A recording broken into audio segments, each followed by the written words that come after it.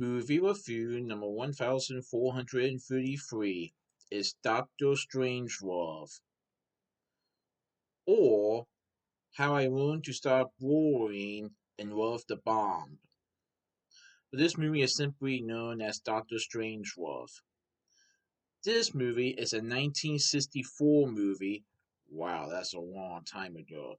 A 1964 movie that is directed by Stanley Kubrick.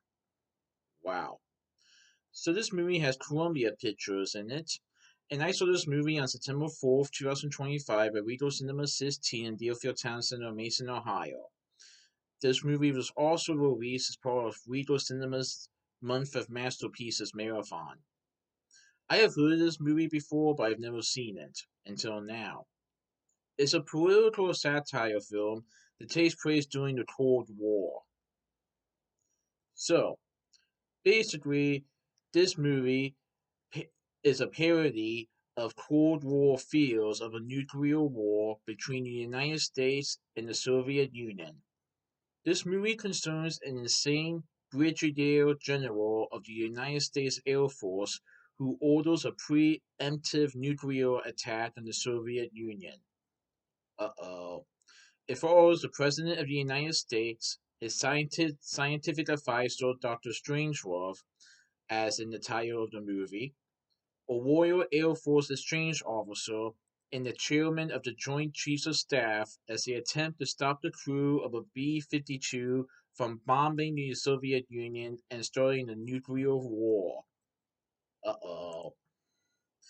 Of course, it's a political satire film, so this movie has a little bit of humor and comedy in it. It does have seriousness in it, as the United States are trying to stop a nuclear war against the Soviet Union. But at the same time, there is humor in this movie. That's why this movie is a political satire movie due to the humor of it.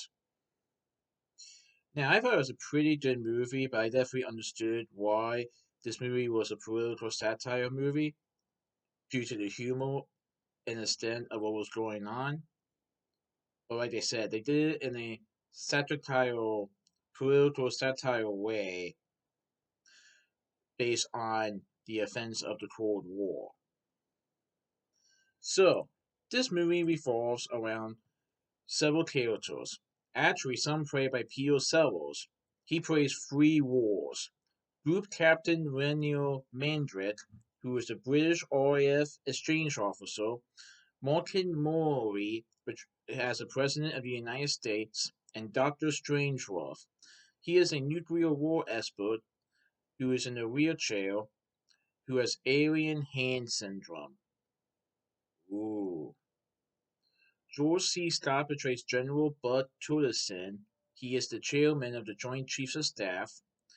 Sterling Hayden portrays Brigadier General Jack D. Whipple. He is the paranoid commander of the Bulberson Air Force Base, which is part of the Strategic Air Command. Keenan Wynn portrays Colonel Bao Diano. He is the Army officer who finds Mandrick and Whipple. Track Creeville portrays Mr. Staines, who is the National Security Advisor. Swin Pickens portrays Major G.J. King Kong.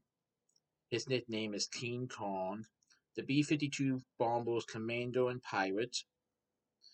Peter Ball portrays Soviet Ambassador Oresky D. Sedadesky. James Earl Jones portrays First Lieutenant Rufus Sark, the B-52's bombardier. Tracy Reed portrays Miss Scott, who is General Torkinson's secretary but also mistress. She is the only female character in this movie. Wow.